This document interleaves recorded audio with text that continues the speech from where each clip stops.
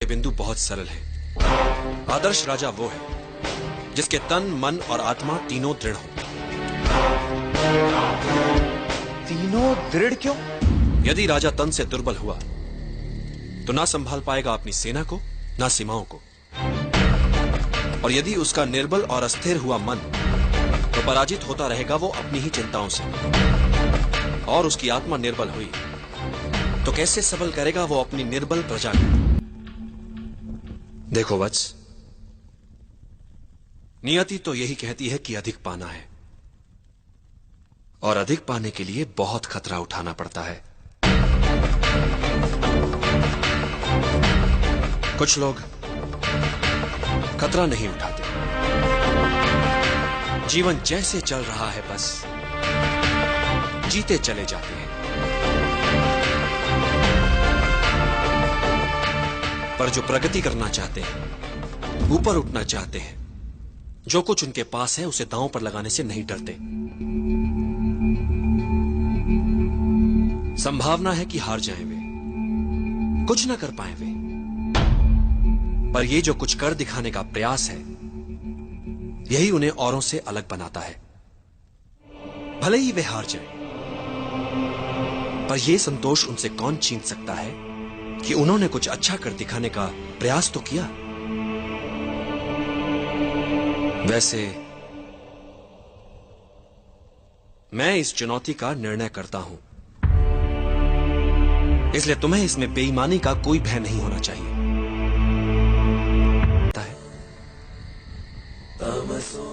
मैं क्या छीन सकता हूं इससे, ये तो तुमने देख लिया, पर मैं इसे क्या दे सकता हूं, ये नहीं देखना चाहोगे। मां से दूरी का दुख सहकर यदि ये तक्षशिला में भावी मगधपति होने की योग्यता प्राप्त कर लेगा, तो कितनों के दुख मिटाने वाला बन सकता है ये। कितनों के काम, कितनों का भला, क्या कुछ नहीं कर सकता ये। और फिर अखंड भारत का सम्राट बन गया तो अपने साथ साथ अपनी मां का नाम भी इतिहास में अमर कर देगा। ये सुख भला मिल सकता है हर किसी को? नहीं, पर समय से पहले व्यर्थ काल्पनिक सोच मूर्खता होती है वत्स। अभी इसकी तीसरी परीक्षा हुई कहां है, उसे तो हो जाने दो।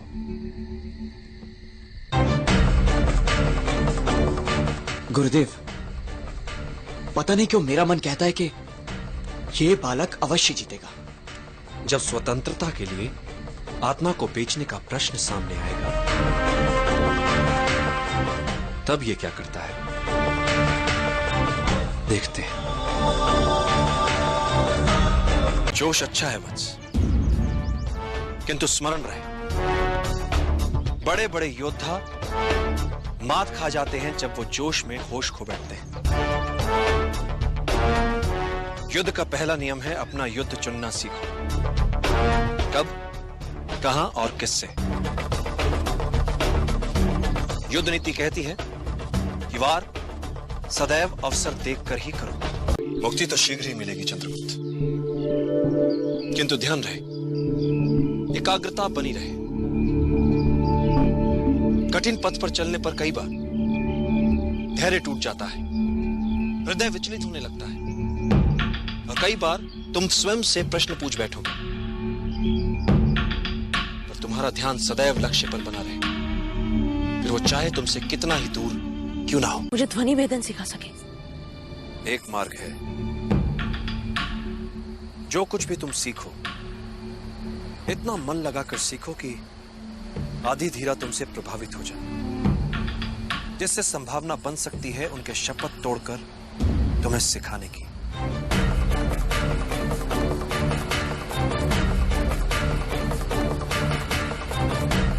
ये सब तुम पर निर्भर करता है। यदि तुम एकाग्रचित हो सको, अपने शरीर के साथ साथ अपने मन पर भी अधिकार कर लो, तो एक साधारण शरीर भी असाधारण कार्य कर सकता है, चाहे जितनी पीड़ा हो। यदि तुम्हारा मन उस पीड़ा को माने ही ना तो। इतिहास में ऐसे कई वीरों के विवरण हैं जिनका सर धड़ से अलग हो गया, किंतु वो युद्ध में लड़ते रहे, रक्त की अंतिम बूंद तक लड़ते रहे। उन योद्धाओं को गौरवान्वित करो, बता दो उन्हें कि अब तुमने संभाला है उनका उत्तरदायित्व। निद्रा भोजन भोग भय, ये नर पशु समान, ज्ञान अधिक इक नरन में, ज्ञान बिना पशु जान। चंद्रगुप्त, पृथ्वी पर कई जीव मनुष्य से अधिक शक्तिशाली थे। गाय, बैल, शेर, हाथी सभी मनुष्य से अधिक बलवान थे, किंतु राज किसने किया पृथ्वी पर? मनुष्य ने। कैसे? बुद्धि से। तुम्हें भी बुद्धि से लड़ने वाला योद्धा बनना है चंद्रगुप्त। यदि तुम अपने लक्ष्य को पूरी एकाग्रता से प्राप्त करना चाहोगे, तो आत्मिक बल वो कर दिखाता है कि साधारण लोगों को यह असंभव लगता है। एक महान योद्धा की क्या पहचान होती है चंद्रगुप्त? जो ही वो युद्ध में जीते, विजय उत्सवों में अपना समय गंवाए बिना अगले लक्ष्य को प्राप्त करने की योजनाओं में लग जाए। वीर यात्रा पिछले 15 वर्षों से आज तक इस यात्रा को कोई पूरा नहीं कर पाया, किंतु तुम्हें यह यात्रा सफलतापूर्वक पूरी करनी है चंद्रगुप्त। इनमें और तुम्हारे कवच में क्या अंतर है?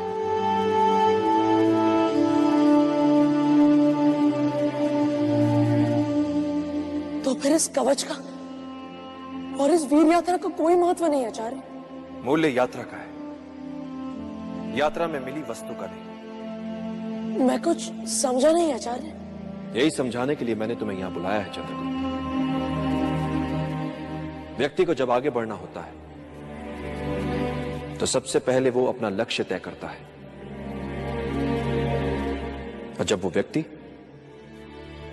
लक्ष्य की ओर बढ़ता है, राह पर निकल पड़ता है, तो मार्ग उसे सिखाता है, संवारता है, बनाता है, और यही अनुभव उसकी पूंजी होते हैं।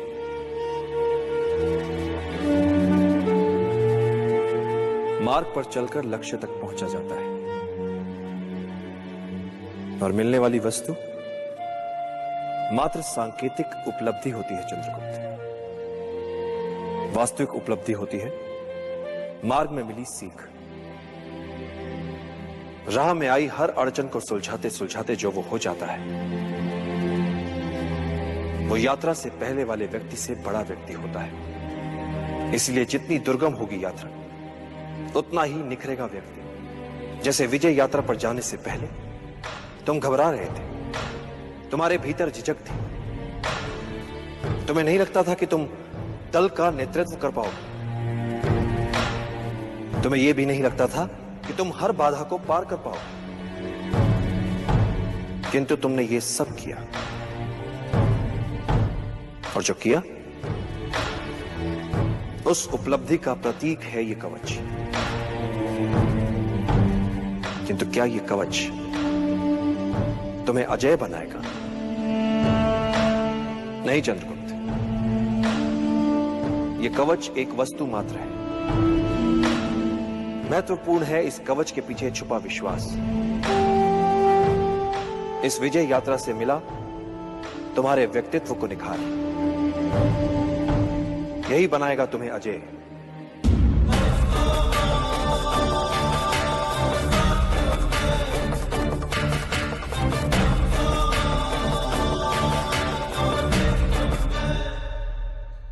आचार्य, तो क्या अब मैं अपनी मां को छुड़ाने जा सकता हूं?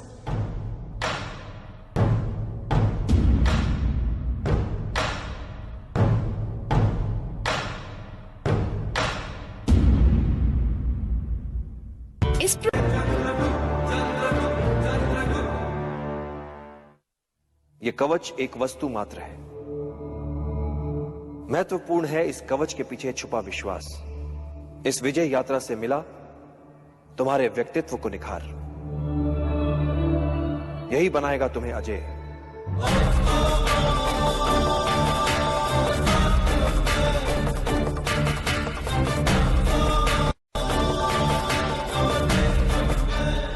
फिर कवच के लिए जो कथाएं प्रचलित थी वो सारी मिथ्या? किनकी थी वो कथाएं? उन महान योद्धाओं की, जिनकी महानता ने उनके कवच तक को इतिहास बना दिया। तो बड़ा कौन? वो कवच, वो व्यक्ति, या वो योद्धा, या वे कार्य, वे महान युद्ध जिनसे वो इतिहास में अमर हो गए।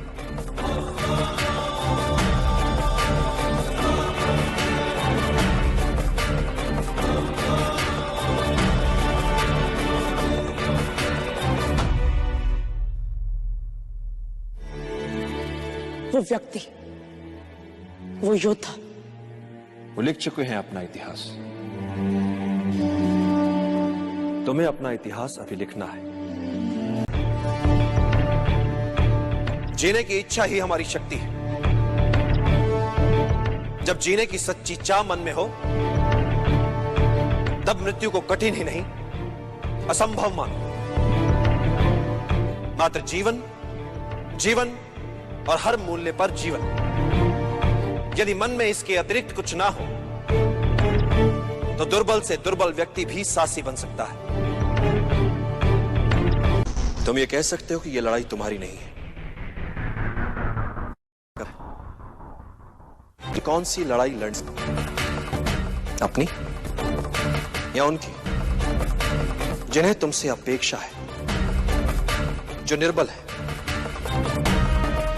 चंद्रगुप्त, जब व्यक्ति के समक्ष दोराहा आता है, जब एक मार्ग चुनना होता है, तब उसका चुनाव दर्शाता है कि वो क्या है, कैसा है। छोटा है, बड़ा, अपने लिए सोचने वाला है या अपने से परे औरों के लिए सोचता है। तुम्हारे मन और तुम्हारी आत्मा के चुनाव का है। निर्णय कर कि तुम अपनी मन की सुनोगे या अपनी अंतरात्मा। वैसे भी चंद्रगुप्त, जीवन में जब भी कोई निर्णय एक बार कर लो, तो पलट कर मत देखो, क्योंकि पलट पलट कर पीछे देखने वाले इतिहास नहीं बनाते। इन सभी गांव वालों के प्राण जा सकते थे। असफलता से सीखना आवश्यक होता है चंद्रगुप्त।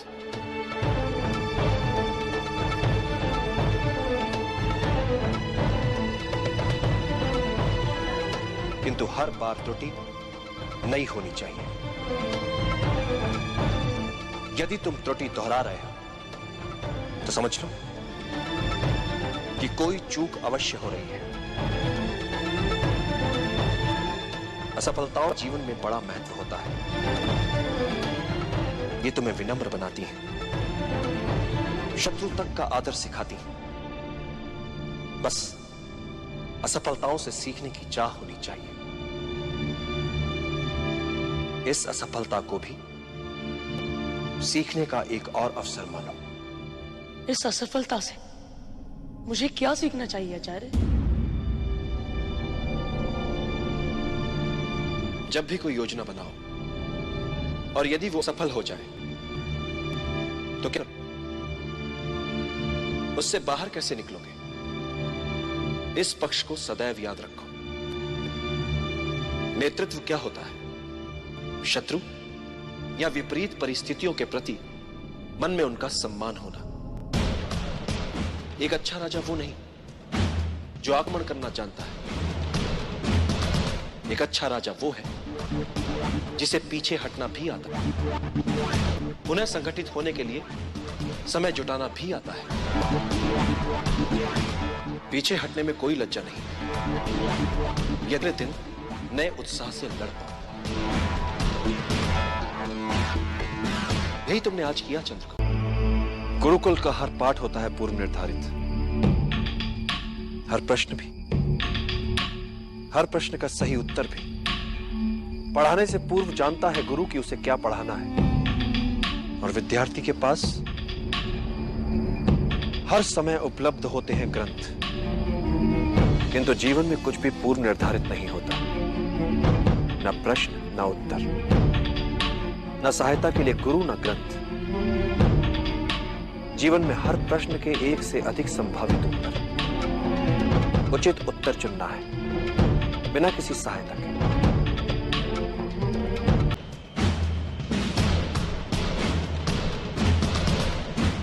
जब तुम्हारे समक्ष एक से अधिक विकल्प और निर्णय लेना कठिन हो रहा तो एकाग्रचित होकर, ध्यान लगाकर अंतरात्मा को सुनने का प्रयास करो। अंतरात्मा के संकेत नियति को स्वरूप देते हैं। नकारात्मक सोच बुरी होती है बद्र। ये एक प्रकार की संक्रामक बीमारी होती है जो अपने आसपास सब में निराशावादी दृष्टिकोण ही फैलाती है। इससे बचना चाहिए।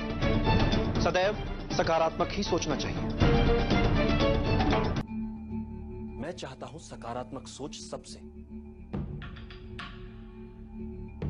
योजना मात्र कल्पना भी लगे तब भी उस पर विश्वास करो और उसे सच बना दो। हर बड़े कार्य से पहले उसका सपना देखा जाता है और फिर उसे मूर्त रूप दिया जाता है। मात्र इच्छा शक्ति, बस यही एक मूल मंत्र है हर सफलता के पीछे। इच्छा करो, दृढ़ता से चाहो और फिर उसके लिए मर मिटो।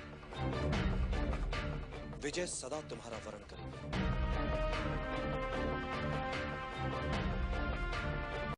बच सकते हैं।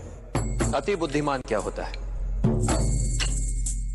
सामान्य बुद्धि चातुर्य से कुछ अधिक। संकट में बुद्धिमान नहीं, वो बचेगा जिसमें अनुकूलन की क्षमता अधिक हो, जिसने स्वयं को परिस्थितियों के अनुरूप ढाल लिया हो। वही संकट से बच पाएगा और यही सार्वभौमिक नियम है।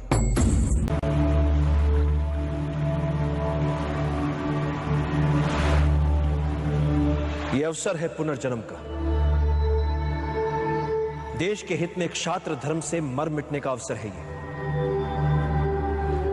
फिर जीने का अवसर है ये। गौरव जो मिट चुका है देश का, उसे पुनः पाने का अवसर है ये। मातृभूमि को नमन कर सके इस लायक बनने का अवसर है ये। एक नए नव निर्माण का अवसर है।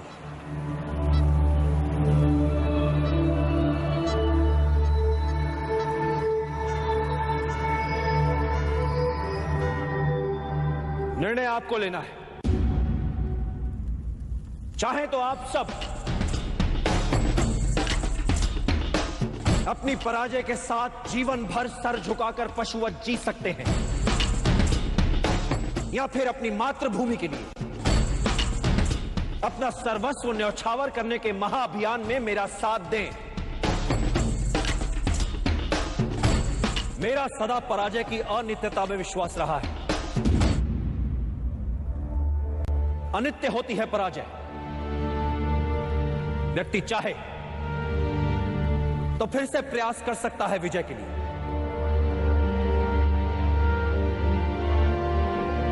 जब वो मन से पराजय को स्वीकार करता है तब वो होता है पराजित।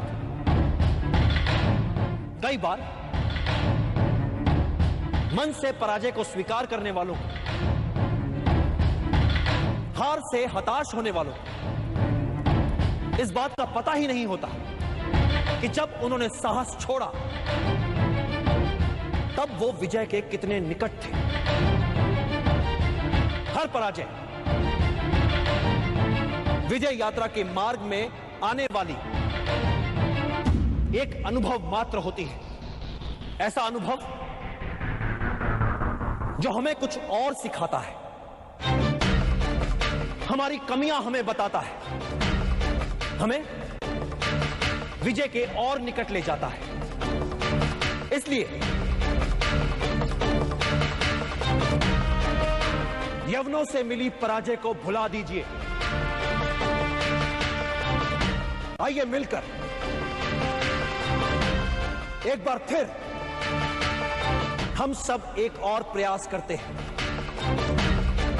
मिलकर किया हुआ प्रयास कभी व्यर्थ नहीं जाता। मिलकर आज हम अपने देश का एक नया इतिहास रच सकते हैं, एक नया समाज गढ़ सकते हैं, नियति के लिखे तक को बदल सकते हैं। आज हमारे समक्ष जो अवसर है, ऐसा अवसर भाग्यशालियों को ही मिलता है। अपनी मातृभूमि को विदेशी आक्रमणकारियों से मुक्त करवाने का अवसर, अपने ऋण से उऋण होने का अवसर, अपने राष्ट्र के नवनिर्माण का अवसर, अपने गौरव को पुनः प्राप्त करने का अवसर, अपनी मातृभूमि के लिए मर मिट जाने का अवसर। तो आइए अपनी मां की लाज बचाएं, मिलकर इन विदेशियों को मार भगाएं। निर्णय आपको लेना है।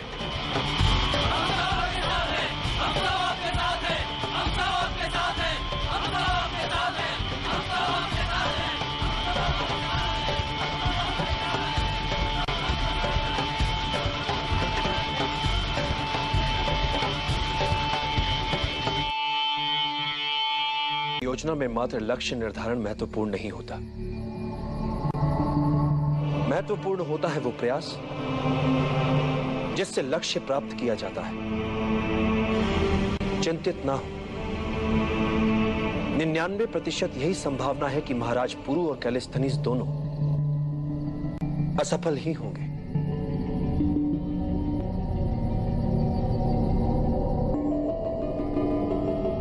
इसीलिए एक और वैकल्पिक योजना है मेरे पास। क्रोध के उन्माद में नहीं होता है समस्या का निदान, किंतु शांत चित्त हर समस्या का हल ढूंढ सकता है।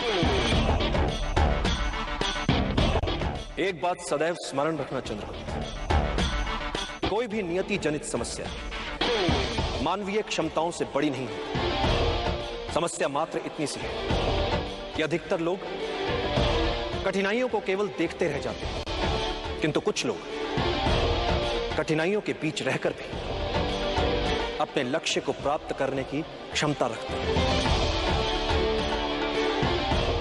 इतिहास में केवल उन्हीं का नाम लिखा जाता है जो विषम से विषम परिस्थितियों में रहकर भी अपने लक्ष्य को दृष्टि में रखकर दैनिक समस्याओं में बिना उलझे लक्ष्य प्राप्ति के मार्ग में आने वाली कठिनाइयों को समूल सुलझा लेते हैं।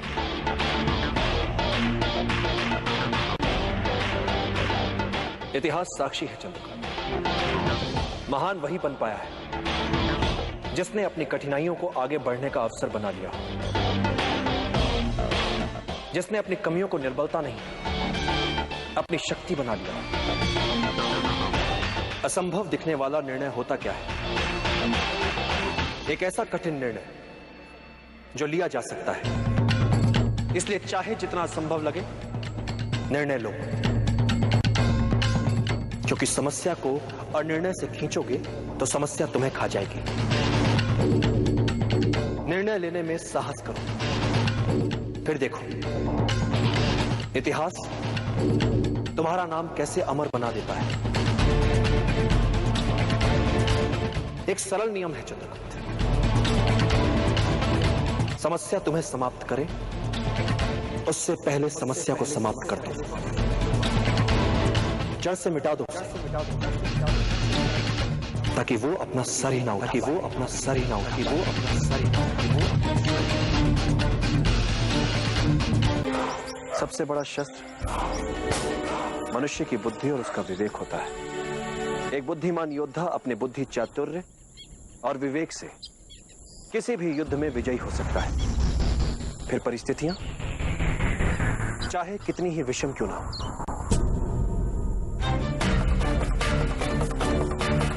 शासन के लिए सभी मनमाने अधिकारों का केंद्र नहीं हो सकता, क्योंकि मेरे विचार से राजा को एक निश्चित समय के लिए शासन मिलना चाहिए, जीवन भर के लिए नहीं।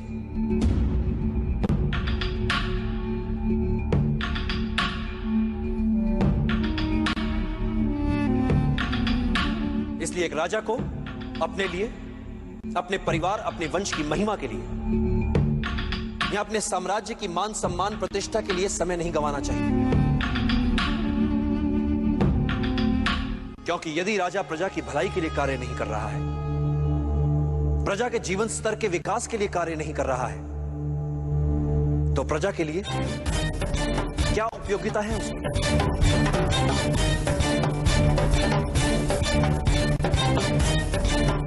मैंने तुमसे कहा था ना कि चाणक्य बहुत गुणी है।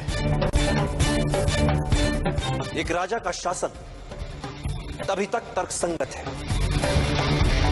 जब तक वो प्रजा के हित में है, अन्यथा उसका कोई अर्थ नहीं, कोई औचित्य नहीं।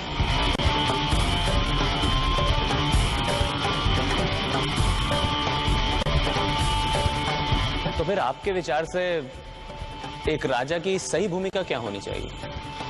एक राजा को सबसे पहले अपनी प्रजा के लिए सुशासन स्थापित करना चाहिए।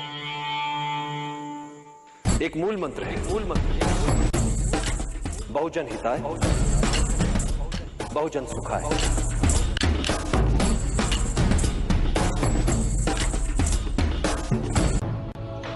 किसी भी योद्धा के लिए युद्ध में सबसे महत्वपूर्ण शस्त्र होता है गति। किसी भी योद्धा के लिए युद्ध में सबसे महत्वपूर्ण शस्त्र होता है गति। शत्रु की शिथिलता का अपनी गति से लाभ उठाओ, अनपेक्षित शैली अपनाओ, उसके असुरक्षित भाग पर आक्रमण करो। आमने सामने के युद्ध में शत्रु की गति को पहले समझो और फिर चौंकाने वाली गति से उसे पराजित कर दो। कुछ महत्वपूर्ण बातें और परिस्थितियों के अनुकूल शीघ्रता से ढल जाओ, यही विजय की कुंजी है।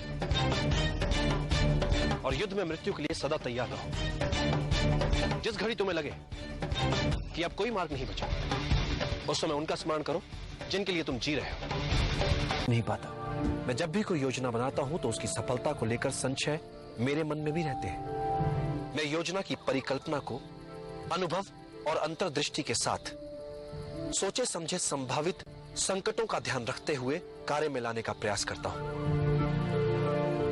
किंतु कार्य की सफलता योजना, भाग्य और अंतरात्मा के स्वर के मिले जुले असर से तय होती है।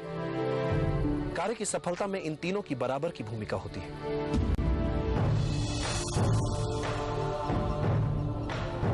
सफलता के लिए अर्जुन की तरह हो पाना उचित रहता है, मात्र लक्ष्य की ओर दृष्टि और कहीं नहीं। तो मैं सचमुच आपकी सहायता कर पाऊंगा। एक शिक्षक का महत्व तो समझ नहीं पा रहे,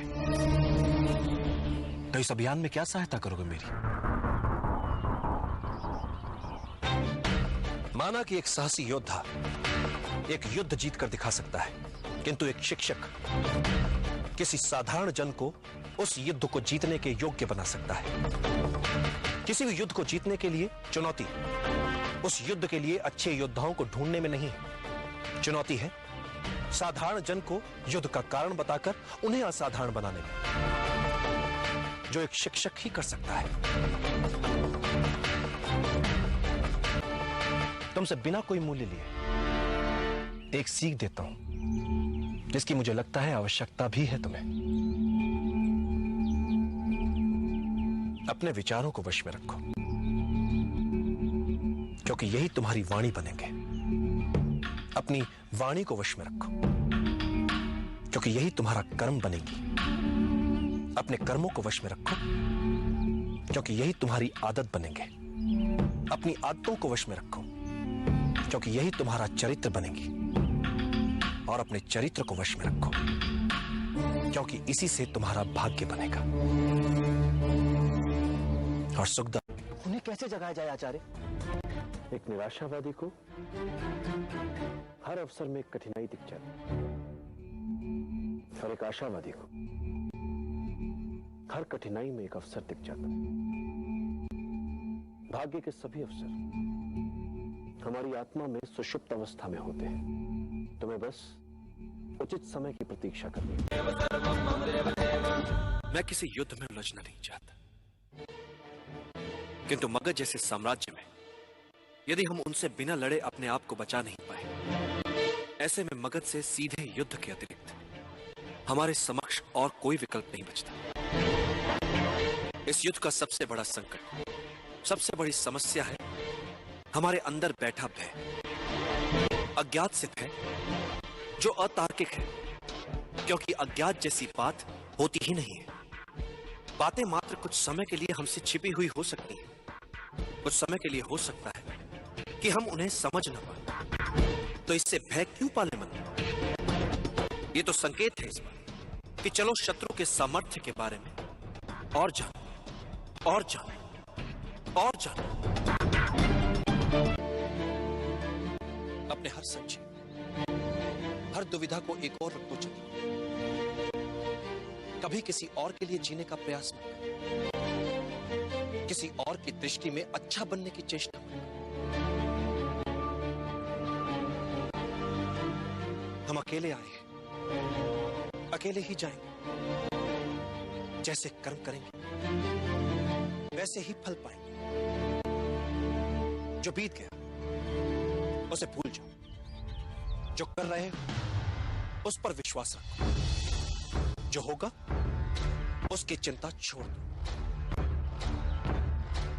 बस तुम्हें मात्र अपने कर्म करने हैं।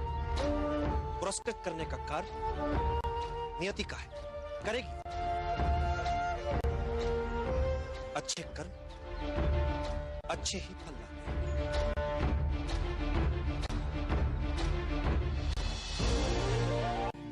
मैं एक गाथा सुनाता हूं तुम्हें।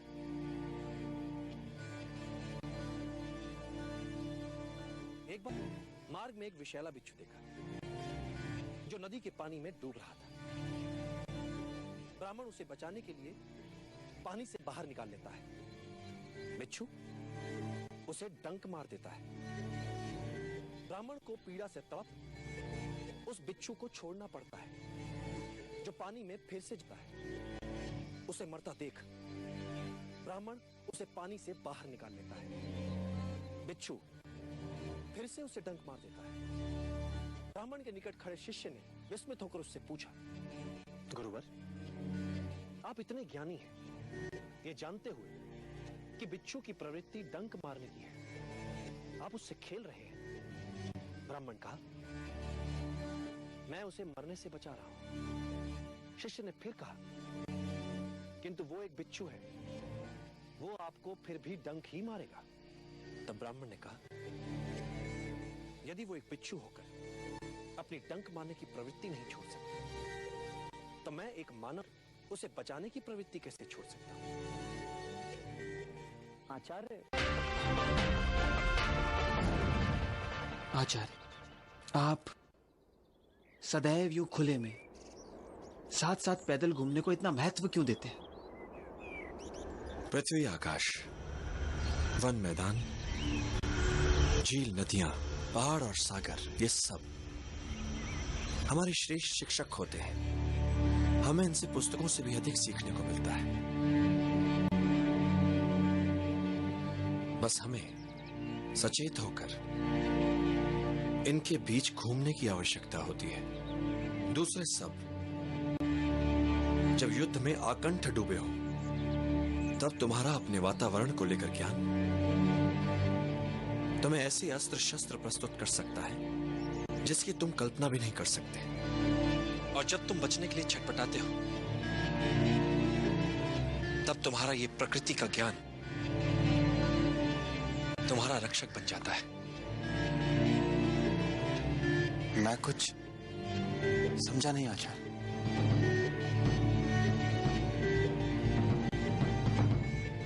पेड़ों को जानकर हम धैर्य का अर्थ समझते हैं। घास को जानकर हम बने रहने का हट समझ पाते हैं। प्रकृति में हर वस्तु के होने का एक अनूठा कारण होता है। यदि तुम इन सब की विशेषताओं को जानते हो तो तुम सदैव शत्रु से एक हाथ आगे रहते हो।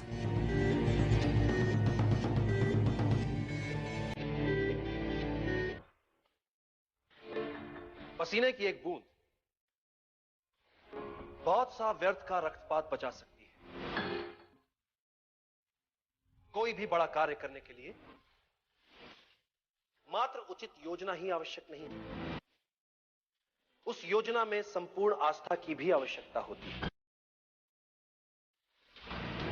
योजना यदि अच्छी है तो उस अभियान को पूरा करने वाले निर्णय भी अच्छे होंगे। इसलिए गुणीजन कह गए, अच्छी योजनाएं असंभव दिखने वाले स्वप्नों को भी जीवंत बना सकती।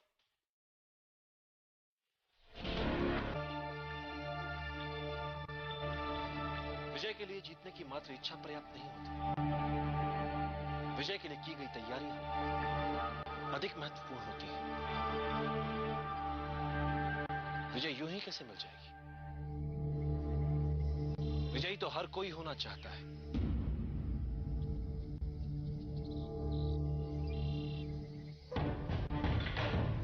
किंतु विजयी होने के लिए हर कोई समुचित तैयारियां नहीं करता।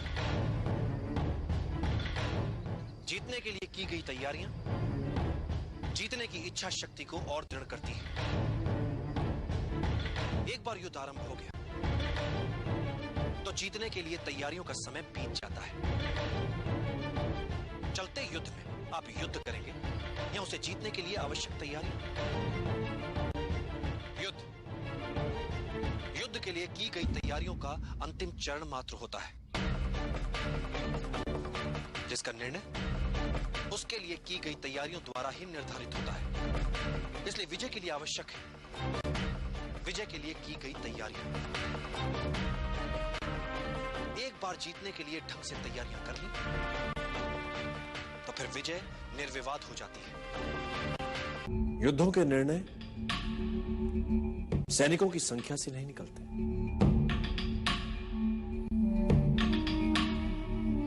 यदि तुम अपने शत्रु को जानते हो, तुम स्वयं को जानते हो,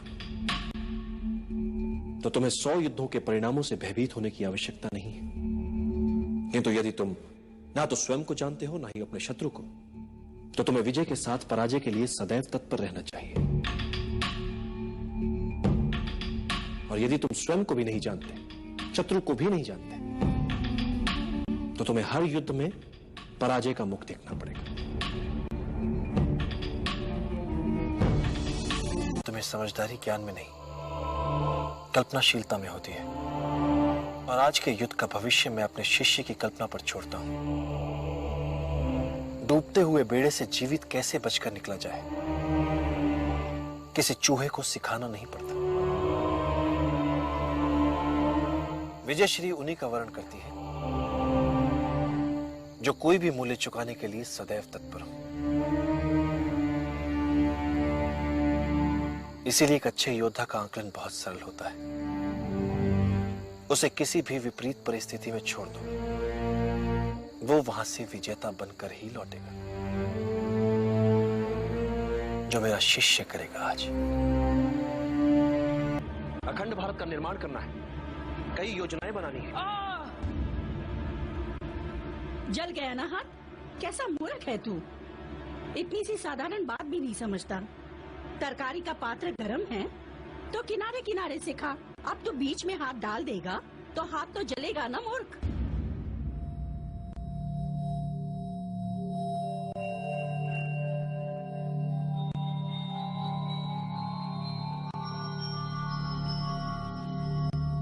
साधु,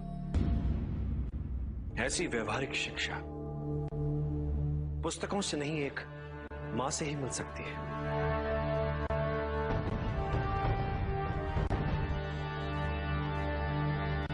अब समझ आई मुझे मेरी भूल। सीधे पाटलिपुत्र में हाथ डाल दिया। हाथ तो चलना ही था, पहले आसपास परिधि के क्षेत्रों में डालना चाहिए था हाथ। किंतु हम अपनी असफलताओं से सीखेंगे।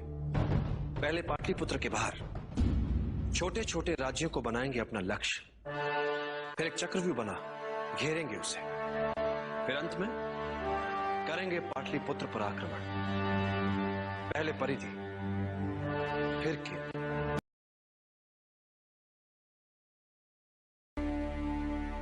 एक राजा को सदैव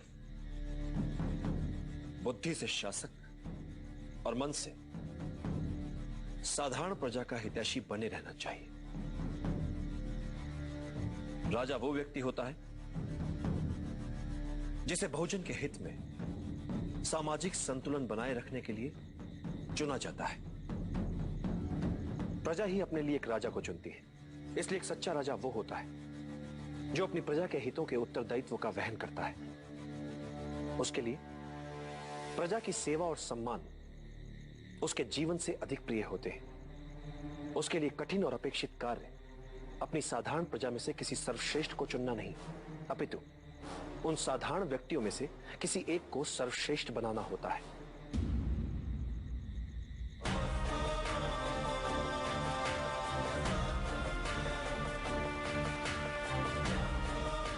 एक राजा के लिए सबसे बड़ी चुनौती होती है पूरे देश को सफलता और समृद्धि के महान लक्ष्य को प्राप्त करने के लिए न केवल उन्हें प्रेरित करे, अपितु प्रजा के लिए ही उन्हें प्राप्त करके भी दिखाए।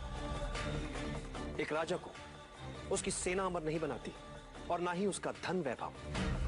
उसे अमर बनाते हैं उसके बनाए हुए मित्र, उसके किए हुए भले कार्य, उसकी अर्जित की हुई सद्भावना और सत्यनिष्ठा।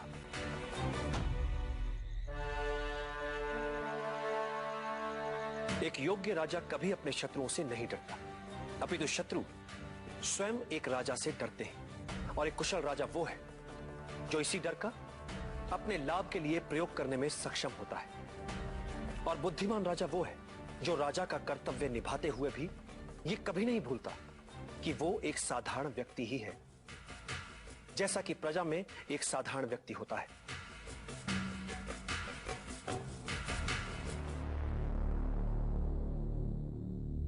ये व्यवस्था ही है जो किसी को राजा तो किसी को प्रजा बनाती है। और ये व्यवस्था कई छोटे छोटे साधारण जनों से बनती है। इसलिए राजा जो करे जो सोचे तो साधारण जनों के हित में। प्रजा का विश्वास और समर्थन एक साधारण राजा को असाधारण, शक्तिशाली और लोकप्रिय राजा बनाता है।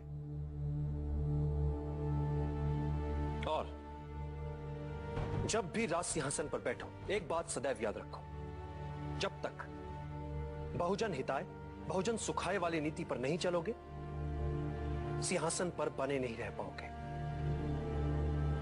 राज सिंहासन की शक्ति लोकहित में छिपी है। अन्याय और भ्रष्टाचार पर टिका राज्य नहीं चल सकता।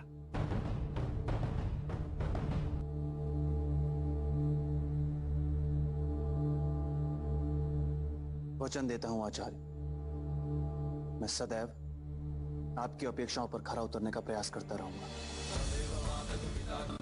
हमारा कार्य हो जाएगा।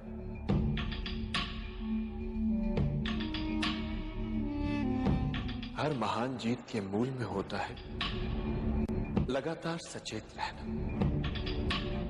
हर संभावित समस्या का पहले से आंकलन कर पाना।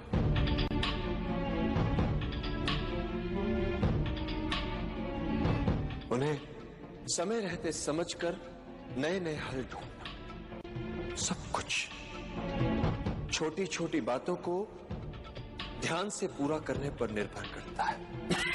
आचार्य, साधारण सी भूल कर सकती है सारा अभियान चौपट। इसलिए तुम नायक अपने उत्तरदायित्व से कभी मुंह नहीं मोड़ता। जैसे सफलता का सारा श्रेय अभियान के नायक को जाता है, वैसे ही एक सच्चे नायक को असफलता का सारा श्रेय अपने सर लेकर ये मानना चाहिए कि उससे भूल हुई है, त्रुटियां हुई हैं। जिस नायक में अपनी पराजय स्वीकार करने का साहस नहीं है, उसे नायक कहलाने का कोई अधिकार नहीं।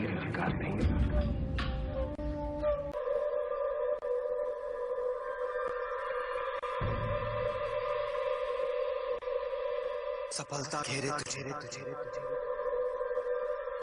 मार्ग हो अवरुद्ध, पास न हो धन तेरे,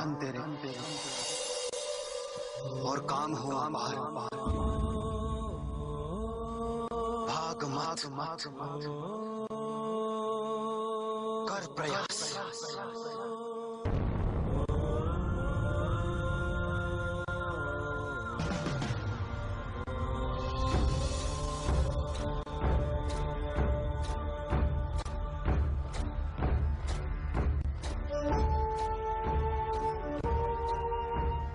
चाहे तू हंस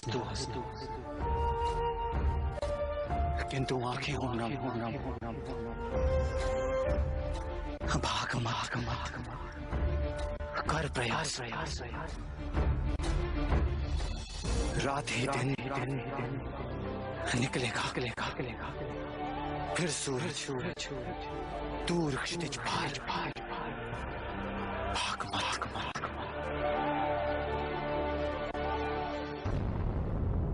कर प्रयास।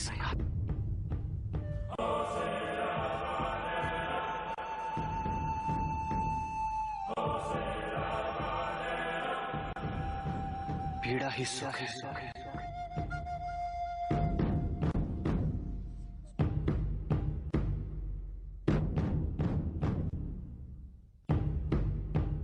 विष्णु को पीड़ा ही सुख है।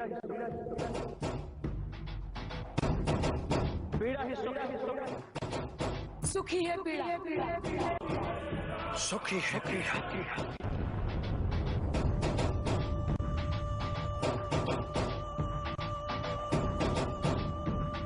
हार ही जीत ही है हार।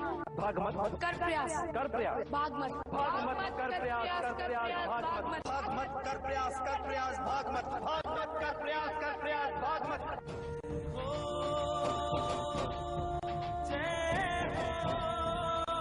हार ही जीत है, जीत ही है हार।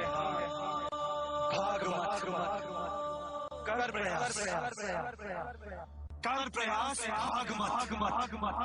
भाग मत कर प्रयास, भाग मत।